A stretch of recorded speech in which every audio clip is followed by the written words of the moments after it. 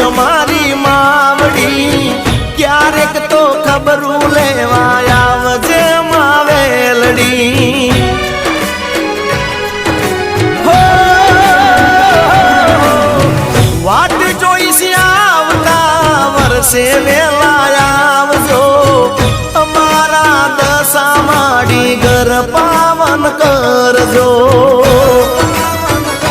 હો દહ દહ દાડાની માયા લાગી ઓ દશા માડી કંકુ પગલીએ પધારજો રે